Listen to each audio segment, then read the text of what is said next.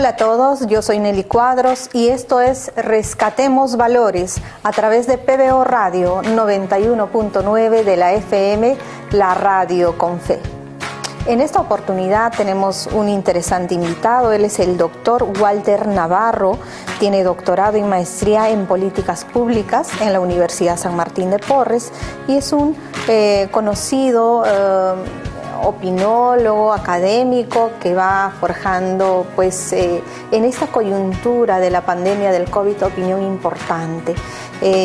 Walter, muchas gracias por estar con nosotros. Queremos hacer una reflexión a propósito de todo este proceso mundial tan fuerte que ha trastocado las vidas a nivel individual, familiar, social, que es la pandemia del COVID, que ha puesto en jaque al mundo. Obviamente cada país ha tenido su propio aprendizaje, su propia respuesta, pero el Perú, Walter, ¿cómo hemos aprendido algo de este proceso? Aparte, por supuesto, de desnudar toda la precariedad del sistema de salud, que es un tema más técnico, más específico, más gubernamental, ¿no? Donde se ha demostrado que estamos prácticamente en una etapa muy incipiente en la gestión de la salud, que ya hemos visto atravesando por los escándalos de Vizcarra y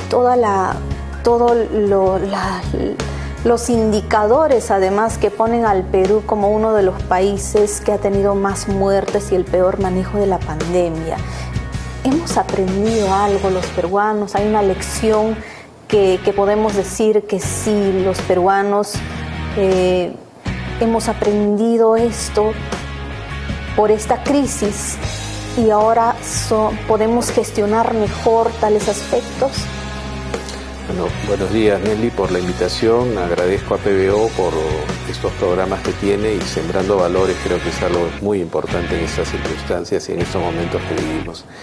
Es cierto, la pandemia generó una crisis que creo que ya venía estableciéndose de tiempos en el Perú, sobre todo venía desde hace muchos años que tenemos problemas con el tema de la gobernabilidad, el tema de la corrupción, el tema de caídas de presidentes, de pérdida de valores como el programa quiere estimular, promover.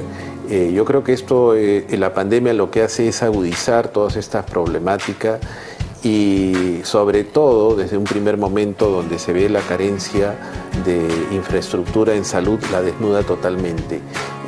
Si bien es cierto, han habido respuestas muy buenas cuando comenzó la pandemia y durante la pandemia y en la pospandemia, yo creo que hay que ver cómo y hay que rescatar lo positivo. Yo creo que en lo personal, yo voy a hablar de mi experiencia primero y después trasladarme probablemente a lo que mucha gente ha vivido y vivió y creo que lo ha trascendido en su día a día.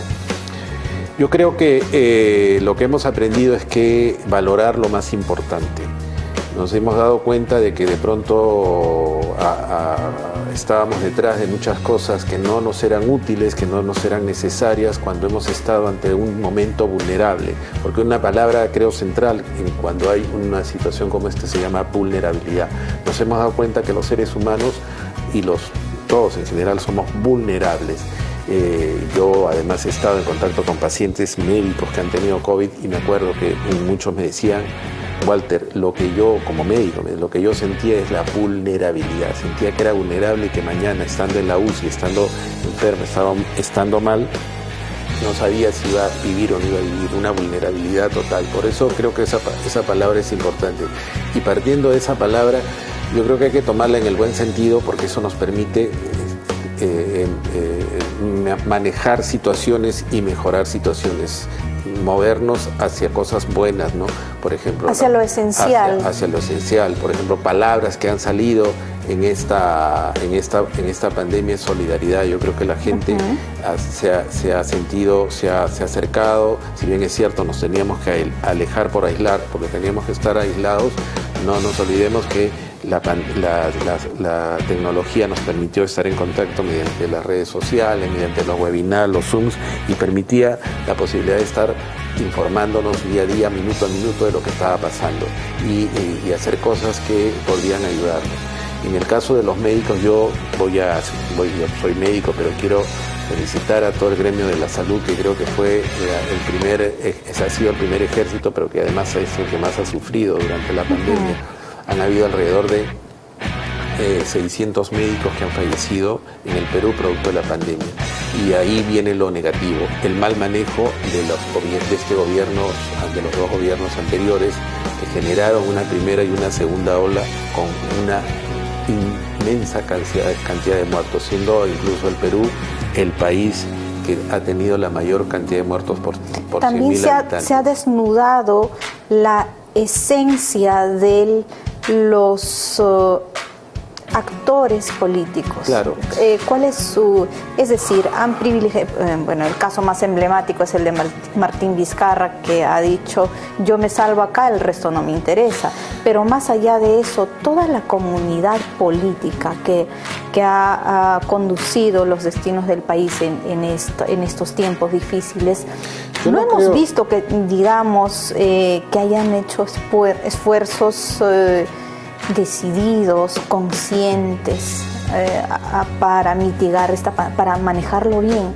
Más bien se ha aflorado ese instinto de aprovechamiento en las tasas en el manejo de la compra de vacunas, en la prioridad de la atención a los médicos, a la gente vulnerable, y en el manoseo, más bien la politización de la pandemia para intereses ya ideológicos, personales y políticos. Bueno, la pandemia lo que ha generado justamente es el aislamiento. Al generarse este aislamiento, solamente los determinados actores políticos, como eran el gobierno central, el ejecutivo, tenían la posibilidad de manejar la pandemia. No era posible que otros actores, además sabiendo en un país donde la institucionalidad es tan precaria como nuestro país, o que ha disminuido, en general la pandemia ha demostrado en el mundo entero, y actualmente hay un estudio que ha salido de una revista que se llama Ideas, donde dice que el 70% del mundo está retrocediendo en lo que significa la democracia, producto de la pandemia. ¿Por qué? Porque la pandemia lo que generó es, primero, el aislamiento, y segundo, el manejo de la data por los gobiernos. La data de todas las personas, de todos los ciudadanos, ellos la han tenido que recabar para poder manejarla. El seguimiento, hacer el seguimiento producto de la pérdida de las libertades individuales. Exacto, por eso se ha limitado y no nos olvidemos además que la pandemia comenzó en un país que no tiene libertades individuales demostradas, como es la China, lo sabemos muy bien. Esto se ha expandido y ha demostrado quiénes han manejado mejor la pandemia, y se ha demostrado que los países que tienen autoritarismo han manejado peor la pandemia que los países demócratas. Los países que han manejado, India es un país que no tiene una democracia evidente, al contrario, retrocedió. Brasil, en Estados Unidos, que en su momento estaba Donald Trump, y no han manejado, bueno, el Perú ni que digamos, ¿no? Que sabemos de los resultados. Sin embargo, países como Nueva Zelanda, Islandia, donde tienen una democracia demostrada y donde la institucionalidad, una democracia fuerte, es poderosa, ellos han manejado y siguen manejando muy bien la pandemia. Islandia, bueno, es cierto, es un país chico, pero es un país que ha sabido y sabe manejar la salud. Ellos le han hecho y le hacen control de pruebas moleculares a toda su población desde que comenzó la pandemia. Acá nos vendieron el cuento de las pruebas rápidas, lo que generó... Y nunca llegaron. No habían en la parte de salud habían las pruebas rápidas, las moleculares no habían. Las rápidas nunca llegaron, las compraron y se las dieron a todos, y sobre todo al personal de salud. Es por eso que han habido tantas muertes y tantos fallecidos. Entonces ahí vemos la primera reflexión, ¿no? El mal manejo de la salud por el interés económico de algunas autoridades. Yo no quiero generalizar, porque la generalización es terrible. Yo creo y considero que no todos los líderes que han estado en el tema político liderando han tenido un mal comportamiento, pero creo que las cabezas sí lo han tenido. y creo que esto merecería en un futuro cercano una revisión y una evaluación e incluso una censura y hasta ir a un tema legal, ¿no?, para estas autoridades. Creo que hemos llegado a un grado de un genocidio al permitir que ingrese, que no se acepten muchas cosas. Por ejemplo, la empresa privada, que creo que se portó muy bien, muchas empresas... Y que la limitaron en su participación por un tema ideológico, por un tema político. Yo no estoy seguro, no solamente si era un tema ideológico, sino también de pronto había algunos intereses, no lo sé, intereses económicos, no lo sé, no quiero pensar que si es ideológico, pero sea de la una o de la otra manera, se ha generado un problema de muertes de mucha gente, de muchos peruanos, ¿no? Entonces eso es lamentable. Pero así como eso, ha habido también mucha gente que ha tenido solidaridad con sus personas, han traído cosas. Es decir, los valores han salido de la gente, de los ciudadanos. Incluso hemos visto casos donde gente que tenía tan poco alimento, medicina, ha sabido compartir.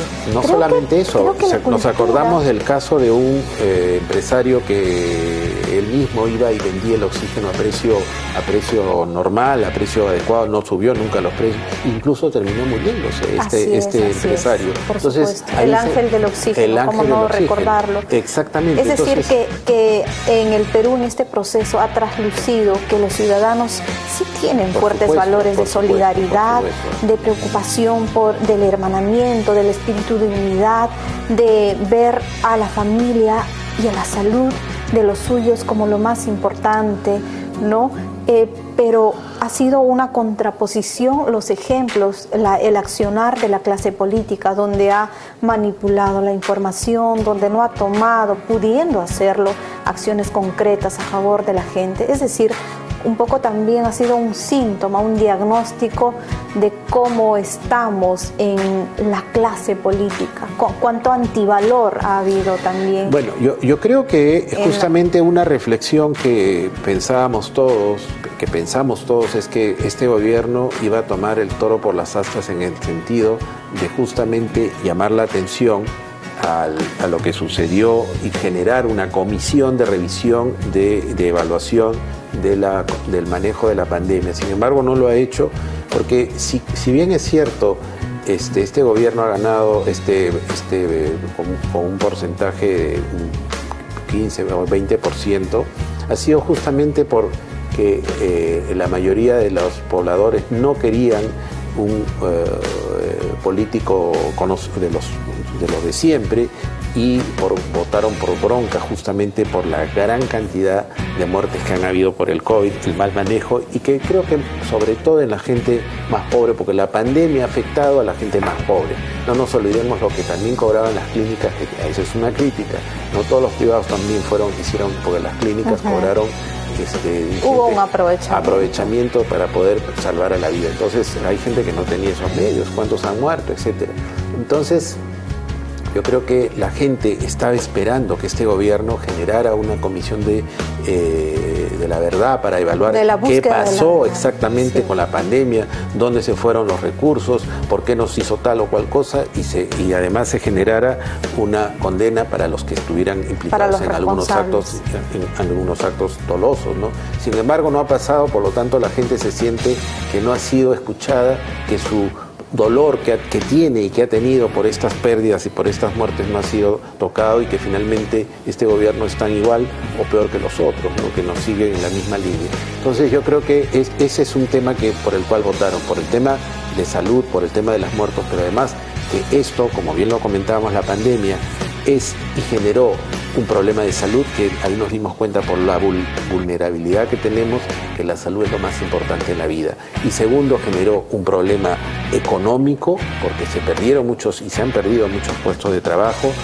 En el Perú, no nos olvidemos que en el año 2020, en los primeros meses, cayó a la economía a un 30%, en el Perú, denunciado en muchos medios internacionales, y que nos estamos recuperando lentamente, pero se han perdido muchos puestos de trabajo. Entonces, si no tenemos una política adecuada económica, no tenemos una política coordinada de trabajar en equipo, y eso, insisto, tenemos que trabajar la civilidad, las empresas, el Estado tiene que unir justamente los privados le dieron la posibilidad al Estado de poder usarlos, de poder apoyarlos. Hacer los mecanismos de la Claro, de una alianza y una planificación estratégica donde todos los actores que deciden en la nación, que son los actores privados y los que toman decisiones en el sector público, puedan participar en una sola planificación, en una sola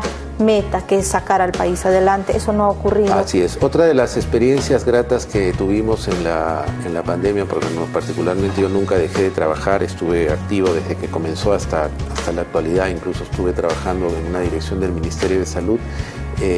Una de las cosas que generábamos eran estos famosos webinars, y en una de esas webinars, o sea, cuando comenzó la pandemia, todos los que estábamos y teníamos algo que hacer en la salud para generar oxígeno, equipos de oxígeno, para generar mascarillas, para generar EPS, todos nos juntamos y comenzamos a hacer redes de WhatsApp. Y en algún momento pedimos y tratábamos de llegar al Ministerio de Salud, y el Ministerio de Salud nos mantenía un poco al margen, al margen, y después también invitamos a todos los que estaban haciendo estudios a nivel de las vacunas, a nivel genético, para ver la epigenética del virus.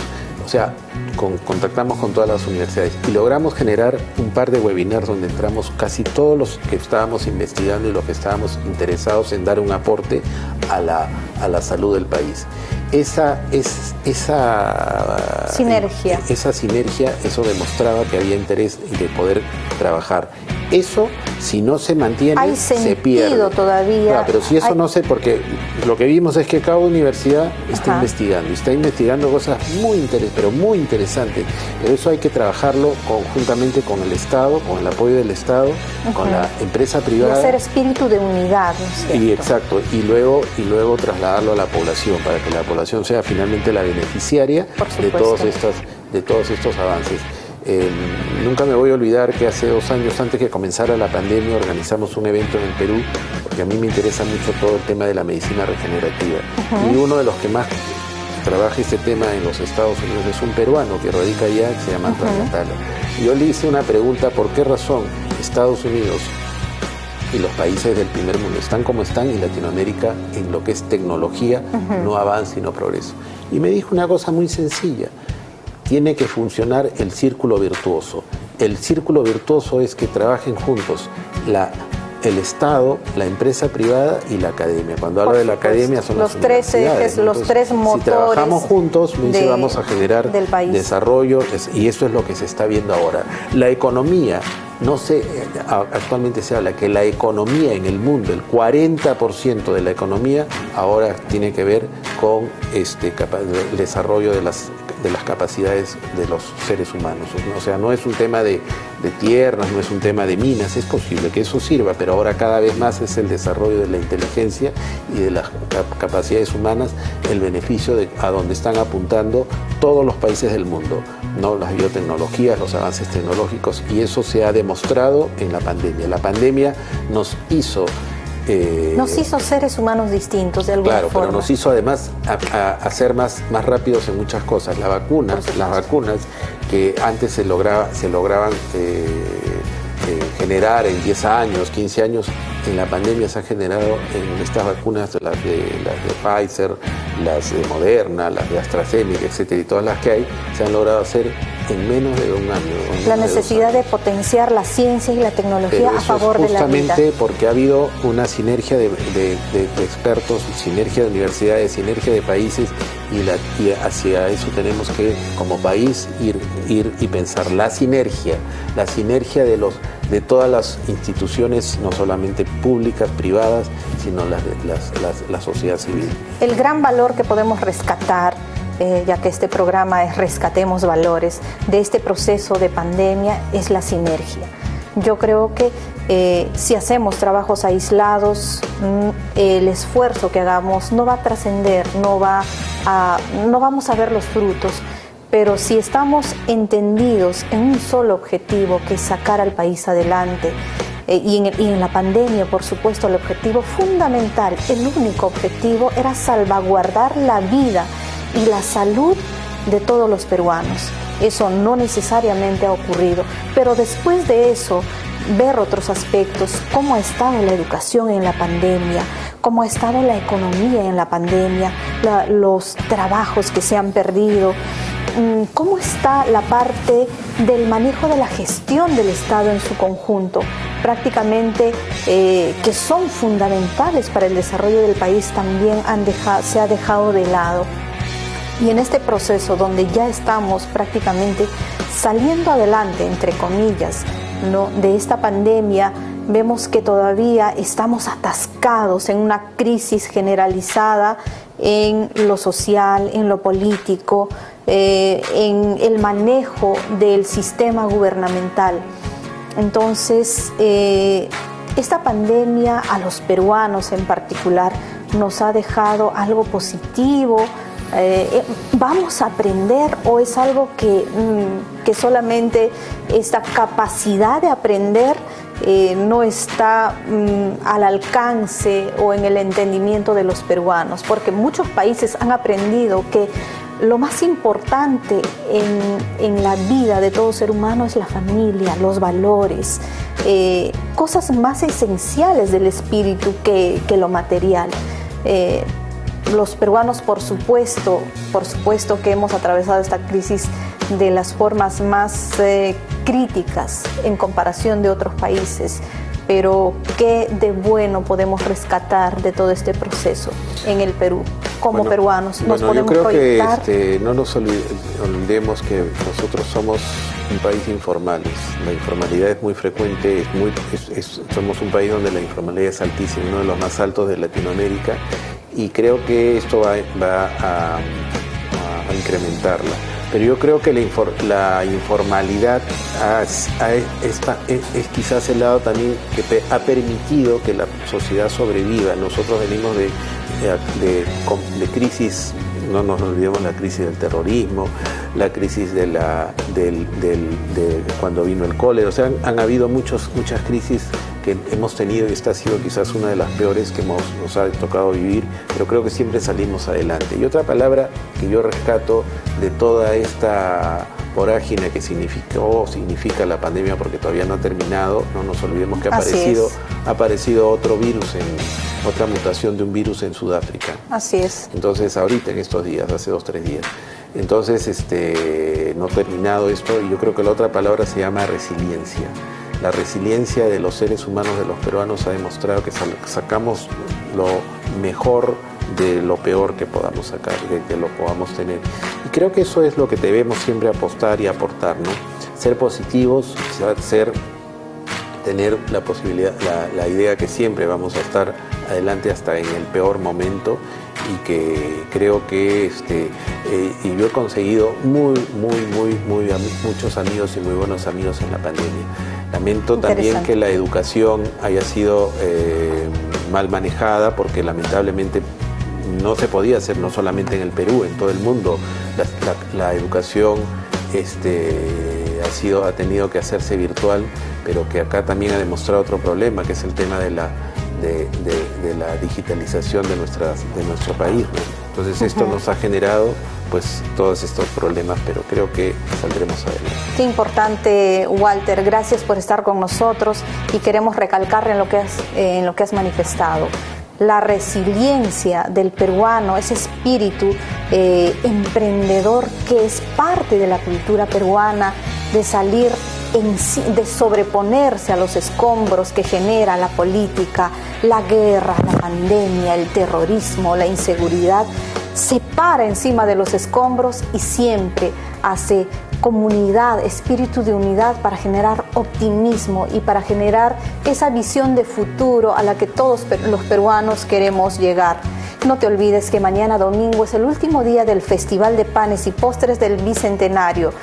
Pasaje Porta, cruce con la avenida Shell, frente al Parque Kennedy, desde las 10 de la mañana hasta las 8 de la noche. Yo soy Nelly Cuadros, esto fue Rescatemos Valores, a través de PBO Radio 91.9 de la FM, la radio con fe.